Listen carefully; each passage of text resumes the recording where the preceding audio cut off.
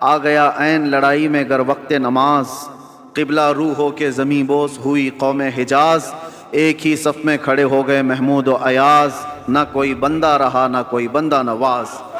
یہ اسلام کی خصوصیت ہے میرے عزیزو، اور اس خصوصیت کو ہمیشہ قائم رکھنا ہے۔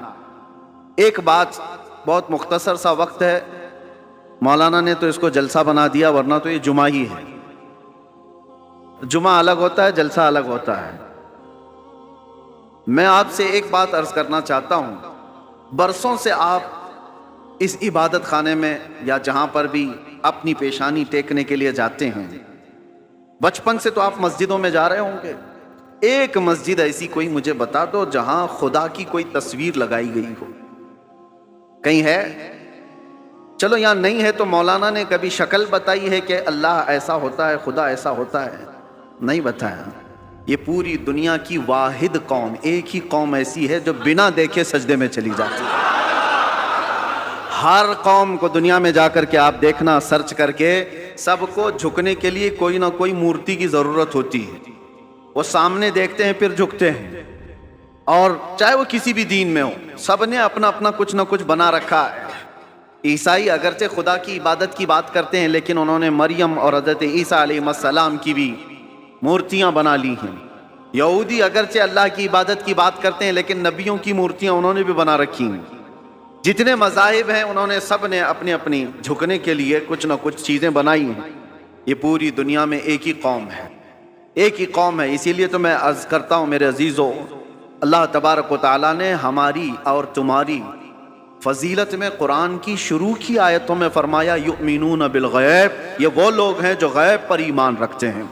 آج تک ہم نے اللہ کو دیکھا نہیں، اور لوگ یہ تانا مارتے ہیں کچھ، جیسے ابھی مسئلہ چل رہا تھا کہ ہم سب نے پکارا تھا آئی لو محمد صلی اللہ علیہ وسلم، سیدنا محمد صلی اللہ علیہ وسلم۔ میرے عزیزو، ہمیں یہ چیزیں راستوں پر یا جلسوں پر اس طرح علی اعلان کہنے کی ضرورت کیوں پیش آتی ہے؟ جب کوئی درندہ چھیڑتا ہے تو ہمیں پھر اظہار کرنا واجب ہو جاتا ہے۔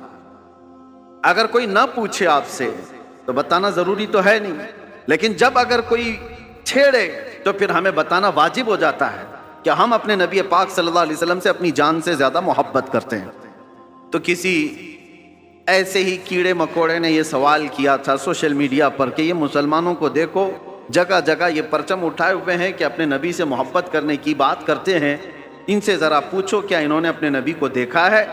جس سے آئی لو محمد کہہ رہے ہیں، کیا محمد صلی اللہ علیہ وسلم کو انہوں نے دیکھا ہے؟ اس ظالم کو تو میں یہ جواب دیتا ہوں، بن دیکھے جب یہ حال ہے۔ ارے دیکھتے تو بات الگ تھی، سر ہتھیلیوں پر لے کر کھڑے ہوتے ہیں۔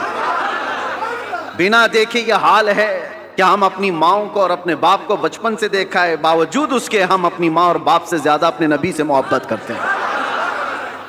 یہ اللہ تبارک و تعالیٰ کی طرف سے ہمیں عطا کیا ہوا ہے۔ میں آپ سے یہ بات کہنا چاہتا ہوں کہ دنیا اسی میں پریشان ہے کہ کیسی قوم ہے، نہ اپنے خدا کو دیکھیے نہ اپنے نبی کو دیکھیے، لیکن دوسروں کی بنسبت اس قوم کا حال یہ ہے، دوسروں کو پرچار کر کر کے بلانا پڑتا ہے، اور یہ بنا اعلان کے جمعہ میں بھر جایا کرتے ہیں۔ آج تک کبھی جمعہ کا پوسٹر لگتا ہوا دیکھا آپ نے کہ اس مسجد میں جمعہ کی نماز ہونے والی ہے؟ بچپن سے کبھی سنا آپ نے؟ ایک اذان ہوتی ہے ساری صفیں بھر رہی ہیں۔ ہر مسجد کا حال ہے۔ جمعہ میں کون تمہیں دعوت دے کر بلاتا ہے؟ مؤذن صاحب گھر گھر جاتے ہیں، پوسٹر لگایا جاتا ہے، پرچار کیا جاتا ہے؟ نہیں۔ اس بات سے تو دنیا خوف زدہ ہے کہ آخر ان کو کون جمع کرتا ہے ان صفوں میں، اور صفوں میں آنے کے بعد کسی کی کوئی وی آئی پی صف نہیں ہے۔ جو پہلے آیا وہ پہلے بیٹھ گیا۔ وہ کسان کا بچہ بھی سامنے بیٹھ سکتا ہے، کسی غریب مزدور کا بچہ بھی پہلی صف میں بیٹھ سکتا ہے، اور بادشاہ اگر تاخیر سے آئے تو پیچھے ہی بیٹھا رہے۔ یہ نظام کہاں سے ہے؟ یہ آج تک ان کو کون بنا کر رکھا ہے؟ دنیا اس بات سے خوف زدہ ہے میرے عزیزو۔ یہ وہ چیزیں ہیں، جارج برنارڈ شاہ ایک بہت بڑا مورخ ہے انگریز، اور اس نے یہ لکھا ہے کہ بہت سارے دنیا میں ریولیوشن آئے، دنیا میں بہت سارے انقلاب آئے، بڑی بڑی شخصیتیں آئیں، جیسے مارکس کا، لینن کا، اور بھی کئی ایسے بڑے بڑے شخصیات آئی، انہوں نے دنیا کے نظام کو بدلنے کی کوششیں کی، لیکن ان کا انقلاب، ان کا ریولیوشن 100 سال سے زیادہ تک نہیں چلا۔ ان کے اپنے شاگرد جب تک تھے تب تک ان کے انقلاب میں دم تھا۔ جارج برنارڈ شاہ کہتا ہے دنیا میں ایک ہی انقلاب میں نے دیکھا ہے 14 صدیوں کے بعد بھی آج بھی پوری طاقت کے ساتھ قائم ہے، اور وہ انقلاب ہے مکہ کی سرزمین سے اٹھا ہوا، محمد رسول اللہ کی زبان سے لایا ہوا، اور مدینے کے بادیہ نشین بغیر چپل کے ایک لباس میں چلنے والے وہ صحابہ کا لایا ہوا انقلاب ہے۔ اور زمانہ بدلتا گیا، حکومتیں بدلتی گئی، کتنے طوفان آئے، کتنے اندھیریاں، کتنے کیا کیا آئے، لیکن اس انقلاب میں آج بھی وہ دم ہے، آج بھی وہ اثر ہے کہ ایک بار اگر ان کے نبی کو کوئی چھیڑ لے تو پوری دنیا میں یہ سڑکوں پر آ جاتا۔ یہ بات میں آپ کو اس لیے کہہ رہا ہوں، یہ جان ابھی تک باقی کیوں ہے؟ 1400 سال ہو گئے، یہ جان باقی ہے۔ آپ کو پتہ ہے، میں آپ کو بہت بڑی بات کہنے جا رہا ہوں، توجہ۔ یہ جمعہ آج تک ہمارے سلامت ہیں۔ کتنے درندے آئے اذانیں بند کرنے کے لیے، قرآن پر پابندیاں لگانے کے لیے، کیا کیا نہیں کیا۔ 1400 سال یوں ہی نہیں گزرے ہمارے۔ لوگ کہتے ہیں آج حالات خراب ہیں، اس سے بھی بڑے حالات خراب ہو کے گئے۔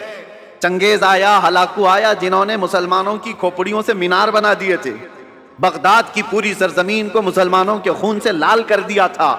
اس وقت جب اسلام نہیں رکا تو آج کے نشیڑیوں سے کیا اسلام رکے گا؟ کچھ نہیں ہونے والا ہے، لیکن حالات آئے اور گئے۔ لیکن آج تک یہ جو جان باقی ہے، کون تمہیں جمع کرتا ہے آج؟ ویسے تو مسلمان کسی کی جلدی ماننے والے نہیں، کسی کو قائد بھی نہیں مانتے۔ کوئی ہمارا ایک لیڈر ایسا ہے نہیں جو سب کو جمع کر دے، اس کے باوجود بھی ان صفوں میں کون جمع کرتا ہے؟ امام کی بھی وہ حیثیت نہیں ہے تمہیں جمع کرنے کی۔ امام کی حیثیت کو کیا ہے وہ تو ہم جانتے ہیں، ہر مسجد کا وہ بیچارہ وہ اپنے ہی گھر بار کی فکر میں ہے۔ لوگ اس کو خالی جمعہ اور امامت کے طور پر دیکھتے ہیں، باقی جمع کرنے کی طاقت یہ پوری وہ نہ امام کی ہے نہ مؤذن کی ہے، اور بڑے نیتا کی بھی نہیں۔ جب ان کا کوئی بڑا نیتا نہیں، کوئی بڑا قائد نہیں، تو یہ لاکھوں کی تعداد میں صفوں میں ان کو ہر جمعہ کون جمع کرتا ہے؟ اور صرف یہاں نہیں، پوری دنیا میں کون جمع کرتا ہے؟ یہ رمق، یہ دمک آج تک ان کے چہروں پر باقی کیوں ہے؟ آج پوری دنیا تمہیں آتنکواد کا ایک لیبل لگانے کے لیے کیا کیا نہیں حربے استعمال کیے، پوری میڈیا کا استعمال کیا۔ داڑھی دکھے تو لوگ کہیں ٹیررسٹ ہے، ٹوپی دکھے تو لوگ کہیں ٹیررسٹ ہے۔ سب پروپیگنڈے کے باوجود نہ ٹوپی اتری نہ داڑھی اتری۔ آج بھی ہے یا نہیں ہے؟ اس لیے میں بتانا یہ چاہتا ہوں کہ یہ رمق، یہ دمک، یہ جان آج تک باقی کیوں ہے؟ اس لیے کہ ہمارا رسول زندہ ہے تو دین بھی زندہ ہے۔ رسول زندہ ہے اور زندہ رسول کا دین قیامت تک زندہ رہنے والا ہے۔ ہمارے اندر جو زندگی باقی ہے نا، یہ جو رمق دمک ہے، یہ جو کچھ بھی چمک دمک ہے، صرف اس لیے کہ وہ جو نہ تھے تو کچھ نہ تھا، وہ جو نہ ہو تو کچھ نہ ہو۔ جان ہے وہ جہان کی اور جان ہے تو جہان ہے، وہ ہیں آج بھی ہمارے درمیان۔ اسی لیے اللہ کے بڑے عذابات نہیں آتے۔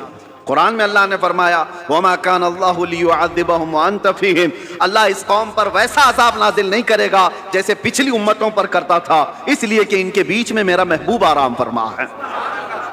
اب جو بات میں کہنے جا رہا تھا وہ یہ، آپ ان مسجدوں میں آئے، کبھی خدا کی تصویر نہیں دیکھی، کبھی خدا کا کوئی چہرہ، کوئی اس کا آکار نہیں دیکھا اور نہ ہی سنا ہے، اور ہم بتا بھی نہیں سکتے۔ جو آنکھوں میں آ گیا وہ خدا نہیں ہو سکتا، بات سمجھ کے چلو۔ جو نظروں میں آ گیا وہ خدا نہیں ہو سکتا، خدا کسی چیز میں سما نہیں سکتا، وہ محیط نہیں ہے۔ اب دوسری بات، یہاں تک تمہاری زندگی باقی ہے۔ دوسری ایک بات، جب بھی آپ مسجدوں میں جاتے ہیں، امام صاحب سے کیا قرات سنتے ہیں؟ فجر میں، مغرب میں، عشاء میں تو بلند آواز سے قرات ہوتی ہے، سن تو لیتے ہوں، جمعہ میں بھی ہوتی ہے۔ جب بھی آپ آتے ہیں رکعت باندھنے کے بعد امام جو ہے پہلے کیا پڑھتا ہے؟ الحمدللہ ہی پڑھتا ہے نا، سورہ فاتحہ ہی پڑھتا ہے، الحمدللہ رب العالمین، سب خاموشی سے سنتے ہیں، سالوں سے سنتے آ رہے ہیں، سالوں سے۔ تو کبھی آج تک ایک مقتدی جو امام کے پائجامے کے پیچھے تو لگا رہتا ہے، امام کی ناڑی کہاں بندھی ہے وہ تو دیکھتا رہتا ہے، امام کہاں جا رہا ہے کہاں نہیں یہ تو دیکھتا رہتا ہے، ایک بار بھی کوئی مقتدی آ کر کے نہیں کہا کہ بہت پرانی ہو گئی سورہ، کوئی نہیں تو پڑھو؟ کبھی کہا کسی نے؟ بلکہ حالت یہ ہے، کوئی نہیں کہتا امام سے کہ کیا مولانا ہر دن تو سورہ فاتحہ پڑھتے ہی ہو، ہر دن سورہ فاتحہ پڑھتے ہو؟ کوئی نہیں کہا کہ یہ پرانی ہو گئی، نیا کچھ لے کے آؤ، نہیں، بلکہ اگر امام نیا کرنے کی کوشش کرے تو قوم اس کو سیدھا کر دے گی۔ وہی پڑھو جو میرے نبی نے پڑھا ہے، وہی پڑھو۔ کیوں؟ آج تک کوئی بھی چیز جب ہم دیکھتے ہیں کنٹینیو، بریانی 4 دن کنٹینیو نہیں کھائی جا سکتی، 5 دن روز دال چاول بھی نہیں چلتا. انسان کی طبیعت ایسی ہے کہ ہر چیز اس کو بدل بدل کر کے چاہیے، نہیں چاہیے. لیکن اس میں کبھی نیا کا تصور بھی نہیں آتا. کیوں؟ ایک یہ چیز. دوسری چیز میں نے بتایا، مسجدوں میں ہمارے قرآن وہی ہے، سورہ فاتحہ سے شروع کرتا ہے امام، اس کے بعد چاہے قرآن میں کہیں سے بھی پڑھے سورہ فاتحہ تو پڑھتا ہے. لیکن کسی مقتدی کو آج تک اس بات پر کوئی شکایت نہیں ہے. تیسری ایک اور چیز، تمہارا کلمہ کیا ہے؟ لا الہ الا اللہ محمد رسول اللہ. ایک کلمہ ہے. تمہارے باپ کا کلمہ کیا تھا؟ اور دادا کا کلمہ کیا تھا؟ پر دادا کا کلمہ کیا تھا؟ صدیوں سے ایک ہی کلمہ چل رہا ہے، ایک ہی کلمہ ہے، لا الہ الا اللہ محمد رسول اللہ. یہ کلمہ کبھی آپ نے اپنے ابا سے بھی نہیں پوچھا، مولانا سے بھی نہیں پوچھا، بہت سال ہو گئے کوئی نیا کلمہ تو لاتے ہیں، تھپڑ لگے گا کہ نیا نہیں، اس میں یہی پرانا ہے. بلکہ حالت یہ ہے دوسرا کوئی ڈائلاگ ہو، کوئی گانا ہو، کوئی بھی چیز ہو، 4 مہینے 6 مہینے چل سکتی ہے، سال بھر 2 سال، اس کے بعد وہ سننے کو دل نہیں کرتا. آدمی چاہتا ہے یہ پرانا ہو گیا، اب کچھ نیا سناؤ. کلمہ طیبہ کو کوئی بھی امتی یہ نہیں کہتا پرانا ہو گیا. ارے 70,000 بار بھی پڑھیں تو اس میں جدت اور لذت اور آتی، کبھی پرانا نہیں ہوتا. یہ ایسی چیزیں تمہارے پاس ہیں، تمہارے پاس ہیں. یہ جمعہ کی جماعت، یہ قرآن کی حقانیت، یہ کلمہ طیبہ کی جدت جو ہر زمانے میں ہے، کیا یہ تمام چیزیں اس بات کا ثبوت نہیں ہے کہ اسلام زندہ ہے اور قیامت تک زندہ رہنے والا ہے؟ کسی بھی جگہ پر تمہیں یہ چیزیں نہیں مل سکتی. ہر جگہ بہت کچھ بدلاؤ ہے. ہاں میں بتا سکتا ہوں چیلنج کے ساتھ، دنیا کا کوئی بھی مذہب ہو، لائے کتابیں اور ہم بتاتے ہیں اس کے کتنے کتنے نسخے ہیں، کتنے کتنے. بائبل میں آج کتنے نسخے، 70 سے زیادہ نسخے الگ الگ ملتے ہیں. یونان میں الگ ہے اور یورپ میں الگ ہے. جو انجیل، Bible, Old Testament, New Testament سب بدلی ہوئی ہیں. اور ہمارے ہاں کی کتابیں، ہمارے دیش میں جو بہت ساری مقدس کتابیں مانی جاتی ہیں، ان میں بھی ہیر پھیر، ادھر ادھر بدلاؤ الگ الگ ہے. لیکن افریقہ سے لے کر امریکہ تک، ہند سے لے کر کے آپ کسی بھی کونے تک جاؤ، قرآن سورہ فاتحہ سے شروع ہوتا ہے، والناس پر ہی ختم ہوتا ہے. فرقے بہت ہوئے دین میں، اسلام میں بہت سارے فرقے ہوئے، لیکن اس میں کسی کا اختلاف نہیں آیا. قرآن کے 30 پارے اور 114 سورتیں جو صحابہ کے زمانے میں تھی وہ آج بھی وہی موجود ہے. اس کلام پاک پر کسی کا اثر کیوں نہیں ہوا آج تک؟ کوئی قرآن نہیں بدل پایا، کوئی ایک پارہ تو چھوڑو، ایک سورہ تو چھوڑو، ایک حرف بھی نہیں بدل پایا. زبر زیر اور نقطے بھی اس کے بدل نہیں پائے. 1400 سال سے ایک کتاب چلی آ رہی ہے، اس کتاب کو کوئی نہیں بدل پایا. اے مسلمانوں، میں تمہیں یہ فخر والی باتیں بتا رہا ہوں، اس سے بڑھ کر کے دولت جاؤ ڈھونڈ کر کے نکالو، کسی کے پاس نہیں مل سکتی. پھر تم کس بات کے مایوسی میں جیتے ہو ہمارے پاس کچھ نہیں ہے؟ اتنی بڑی دولتیں جس کے پاس ہے اسے سر جھکا کر نہیں، سر اٹھا کر جینا چاہیے. دنیا میں سر اٹھا کر کے جیو. اللہ رب العزت کے دی ہوئی یہ ساری نشانیاں تمہارے پاس موجود ہیں. چلو ہم کہانیوں، جس کو یہ لوگ کہتے ہیں کہانیاں ہیں، غوث پاک کی کرامت سناؤ تو کہیں کہانی ہے، غریب نواز کی کرامت سناؤ تو کہیں کہانی ہے، حضور پاک صلی اللہ علیہ وسلم کے معراج کا واقعہ سناؤ تو کہتے کہانی ہے. تم کو یہ لگتا ہے پرانی باتیں کہانیاں ہیں تو ٹھیک ہے، لیکن جو قرآن آج تک موجود ہے اس کا جواب تو لا کر کے دے دو. یہ جو قرآن ہے یہ تو کہانی نہیں، تمہارے پاس ہے. اور قرآن جگہ جگہ چیلنج کرتا ہے. اللہ خود فرماتا ہے فَأْتُوا بِسُورَةٍ مِّن مِّثْلِهِ، اگر ہمت ہے تو اس کی طرح کی ایک سورہ بنا کر کے لاؤ. اور یہ 1400 سال پہلے کیا ہوا چیلنج ہے. آج تو دنیا بہت ترقی کر چکی ہے، ٹیکنالوجی میں کہاں تک جا چکی ہے. پیٹروٹ میزائل اور منٹوں میں ادھر سے ادھر سفر کرنے والے، ان سارے ٹیکنالوجی کے بادشاہوں سے کیوں نہیں پوچھتے کہ ایک قرآن کیوں نہیں بنا پاتے، کیوں نہیں لائے؟ میرے عزیزو، اللہ کا یہ وعدہ ہے. اللہ فرماتا قُلْ لَئِنِ اجْتَمَعَتِ الْإِنسُ وَالْجِنُّ عَلَىٰ أَن يَأْتُوا بِمِثْلِ هَٰذَا الْقُرْآنِ لَا يَأْتُونَ بِمِثْلِهِ وَلَوْ كَانَ بَعْضُهُمْ لِبَعْضٍ ظَهِيرًا. اے رسول پاک آپ کہہ دیں سارے انسان مل جائیں، سارے جنات مل جائیں، سب مل کر کے ایک دوسرے کی مدد کر کے ایسا قرآن بنانا چاہیں، اللہ فرماتا ہے تب بھی وہ نہیں لا سکیں گے، نہیں لا سکیں گے. اللہ کا وعدہ ہے. تو آج تک جو اس کتاب کا مثل نہیں لا سکا، وہ کتاب تمہارے پاس ہے، وہ قرآن تمہارے پاس ہے. مجھے بتاؤ اس سے بڑھ کر کے دولت اور کیا ہے؟ اس سے بڑھ کر کے دولت کیا ہے تمہارے پاس؟ یہ زندہ جاوید معجزے ہیں. اب یہ سب چیزوں کے بعد پھر میں آپ سے آخر میں اتنا کہنا چاہوں گا، جس کے پاس اتنی قیمتی چیزیں ہیں اس کو اعلیٰ حضرت کی یہ بات سننا چاہیے۔ اعلیٰ حضرت کیا کہتے ہیں؟ سونا پاس ہے، سونا بن ہے، سونا زہر ہے، اٹھ پیارے۔ 3 بار سونے کا لفظ استعمال کیا۔ سونا پاس ہے تیرے، اس کا مطلب کیا ہے؟ گولڈ۔ سونا پاس ہے، سونا بن ہے۔ بن کہتے ہیں جنگل کو۔ سونا جنگل سنا ہے نا، خالی پڑا ہوا جنگل ہے جہاں درندے، اس کو سونا جنگل کہتے ہیں۔ یعنی سونا پاس ہے تیرے، گولڈ پاس ہے، اور جنگل والا راج ہے، اور ایسے وقت میں سو کر کے رہنا یہ تو زہر ہے، اٹھ پیارے۔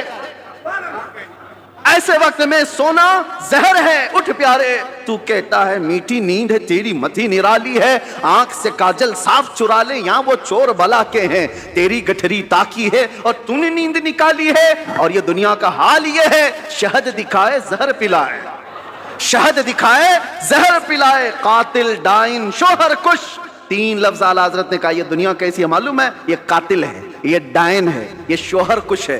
ایسی عورت کے یہ 3 لقب ہے۔ قاتل مطلب مرڈر کرنے والی، اور ڈائن کہتے ہیں وہ عورت جو روز شوہر بدلتی ہو، روز شوہر بدلتی ہو، اس کو ڈائن کہتے ہیں۔ یہ عورت کے لیے گالی ہے۔ اور شوہر کش کس کو کہتے ہیں؟ شوہر بدلنے والی تو ڈائن ہے، لیکن اپنے ہی شوہر کو مار دیتی ہو وہ شوہر کش ہے۔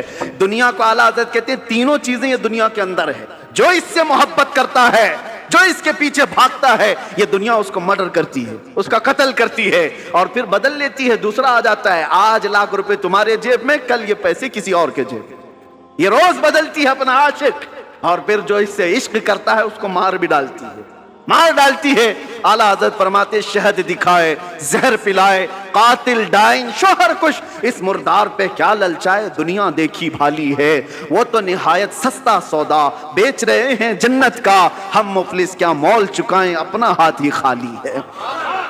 میرے عزیزو، اس لیے میں کہتا ہوں جس کے پاس اتنی قیمتی چیزیں ہیں اسے سونا زیب نہیں دیتا، اسے غفلت کی نیند زیب نہیں دیتی، اسے بزدلی اچھی نہیں لگتی۔ اس لیے جیو تو شیروں کی زندگی جیو۔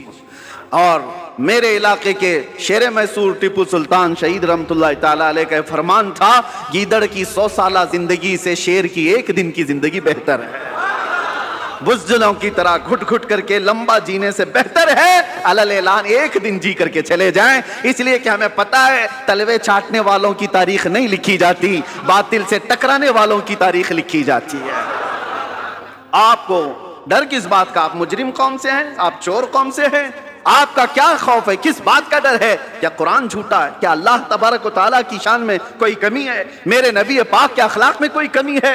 سب کچھ تمہارے پاس اچھا ہے، تو پھر ڈرنا اور سہمنا کیا؟ میرے عزیزو، آپ سب اگر اس بات کا انتظار کرتے رہیں، جیسے کہتے ہیں حالات بہت برے ہیں، حالات بڑے خراب ہیں، ایک بات یاد رکھو، جو بندہ یہ سوچتا ہے کہ پوری ٹریفک خالی ہو تب میں ڈرائیونگ سیکھوں گا، تو پھر وہ بوڑھا ویسے ہی ہو جائے گا۔ ہاں، گاڑی چلانا سیکھنا ہے تو ٹریفک میں آؤ، آپ کو اسی میں سیکھنا پڑے گا۔ ادھر ادھر کے آڑے تیڑے آتے ہی رہیں گے، ان کے بیچ میں ہی تم ڈرائیور بن سکتے ہو۔ چلنا سیکھو، اور انہی حالات سے گزر کر کے نکلو گے تو اللہ تبارک و تعالیٰ قوت کے ساتھ تمہیں جمع فرمائے گا۔ وہ قوم کبھی کامیاب نہیں ہوتی جو گھر میں بیٹھ کر کے مانگ رہی ہے کہ مدد آ جائے، مدد آ جائے۔ اگر ایسی ہی مدد آتی تو میرے نبی صلی اللہ علیہ وسلم 313 کو لے کر بدر تک نہیں جاتے، وہ مدینے میں بیٹھ کر دعا کرتے تو اللہ مشرکین کو ویسے ہی ہلاک کر دیتا۔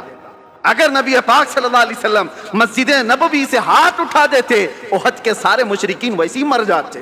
میرے نبی اپنے گھر سے نکلے، صحابہ اپنے گھر سے نکلے، میدانوں میں آئے اور اپنی طاقت و قوت کا استعمال کیا، اس لیے کہ یہ امت کو بتانے کے لیے کہ امت کا مزاج ایسا نہ ہو کہ کچھ بھی مصیبت آئی فاتحہ دلایا، دعا کیا، اللہ اس کے منہ میں کیڑے پڑ جائیں اور اس کو ایسا ہو جائے، اس کو ایسا ہو جائے، چادر اوڑھ کے سو گیا۔ میرے عزیزو، یہ مجاہدین کی زندگی نہیں ہے، مجاہدین کی زندگی یہ نہیں ہوتی، مومنین کی زندگی بھی یہ نہیں ہوتی، بلکہ مومنین کی زندگی یہ ہے جب تک اللہ نے بولنے کی طاقت دی ہے حق بات کا اعلان کر کے جاؤ۔ اگر امام حسین رضی اللہ تعالیٰ عنہ کے ماننے والے ہو تو کبھی دل پر ہاتھ رکھ کر کے سوچو، ایک بار صرف اگر امام حسین سمجھوتا کر لیتے تو ان کا پورا خاندان بچ گیا ہوتا۔ ان کا خاندان بچنا کیا، مدینے کی گورنری مل جاتی، بہت بڑی وزارت مل جاتی، لیکن حسین اعظم کا مزاج یہ تھا، نہیں، جب کفر و شرک یا फिस्क और फुजूर छा रहा हो, उस वक्त समझौते नहीं किए जाते, उस वक्त मैदान में निकलकर हक बात का ऐलान किया जाता है, चाहे गर्दन भी चली जाए। हुसैन का ये मिजाज है, हम यही ऐलान करना चाहते हैं, अगर गर्दन चली भी जाती है हमें इसकी परवाह नहीं है, क्योंकि हम परवाने हैं और शमा के अतराफ मिटना ही परवाने का काम है। शमा के इर्द गिर्द मिट जाना ही परवाने का काम है। और खत्म होने से किसी के इस्लाम खत्म नहीं होता, इस्लाम जिंदा होता है हर करबला के बाद। इस्लाम जिंदा होता है हर करबला के बाद। बस मैं आपसे ये गुजारिश करना चाहूंगा, आप जिस तरीके कार को जो नौजवानों ने आज पकड़ रखा है उससे तौबा कर लें। ये नशा का माहौल, ये खराबियों का माहौल, ये जो दौर दौरा चल पड़ा है, ए नौजवानों, ये तुम्हारी जिंदगी को सेब नहीं देता। ये शिवा उम्मत मुस्तफ़ा का नहीं है। कुरान में जिस उम्मत को अल्लाह ने खैर उम्मत कहा है, सबसे बेहतरीन उम्मत, क्या वो बेहतरीन उम्मत आज नशा के अड्डों पर बैठ सकती है? क्या वो बेहतरीन उम्मत ताश के पत्तों पे अपनी जिंदगी गुजारे? क्या वो बेहतरीन उम्मत रात भर ये सारे सोशल मीडिया पर अपना वक्त बर्बाद करे? ये खैर उम्मत का लक़ब अल्लाह ने तुम्हें कुरान में अता किया, उसका पास व लिहाज तो रखो। और तुम्हें अल्लाह ताला ने इतना महफूज रखा, इतना महफूज रखा, कसम रब्बे जुल जलाल की मैं आपको बताऊं, अभी भी हम जुमा पढ़ेंगे, आपकी पेशानियां सजदे में जाती, सबकी पेशानियां सजदे में जाती। एक बात का ख्याल रखना, इंसान को जिंदगी में सबसे ज्यादा जरूरत किस चीज की है? वो रिस्क की है, खाने की।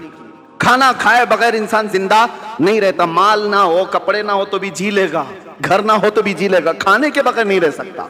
खाना तो उसके लिए, ये तो पेट्रोल है, बगैर उसके इंजन चले कैसे?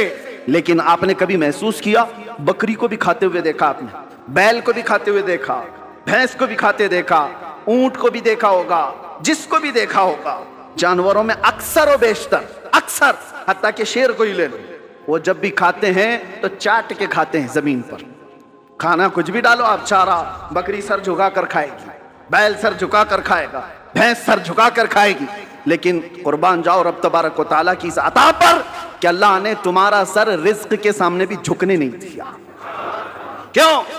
जो सबसे ज्यादा जरूरी है तुम्हारी जिंदगी में वो रिज्क है, रब ताला ने हाथ दिए, उठाओ और खाओ, इसलिए कि पेशानी उस रिज्क के सामने नहीं झुकनी है, रज़्ज़ाक़ के सामने झुकाना है, रज़्ज़ाक़ के सामने झुकाना है। इस पेशानी को अल्लाह ने इतना महफूज रखा है, इतना महफूज कि हम अपनी सबसे ज्यादा जरूरतमंद चीज पर भी नहीं झुकते। ना हम औलिया के सामने झुकते हैं, ना हम रसूलों के सामने, नबियों के सामने, किसी के सामने सर झुकाने की इजाजत नहीं है। सजदा करना है तो सिर्फ और सिर्फ अल्लाह रब्बुल इज्जत की। ये हमारी शरीयत है कि नहीं है? सजदा किसी के लिए नहीं जायज। अल्लाह के नबी ने फरमाया है, अगर सजदा अल्लाह के अलावा किसी और के लिए जायज होता तो अल्लाह तबारक व तआला सबसे पहले अपने नबी को सजदा करने का हुक्म देता। अल्लाह के बाद सबसे बड़ा मकाम रसूलुल्लाह का है। ये पेशानी इतनी महफूज अल्लाह ने रखी, खालिस अपने लिए बनाया, अपने लिए बनाया। आज उस पेशानी का हम कहाँ इस्तेमाल कर रहे हैं, किसके किसके सामने झुक गए। इसीलिए मेरे अजीजों, अगर तुम दुनिया के सामने झुकते रहोगे, जलील होते ही रहोगे, जलील होते ही रहोगे, और एक जगह नहीं 1000 जगह झुकना पड़ेगा, 1000 जगह। और इकबाल इसी को कहता है, वो एक सजदा जिसे तू गिरा समझता है, वो एक सजदा जिसे तू भारी समझता है, अरे 1000 सजदों से देता है आदमी को नजात।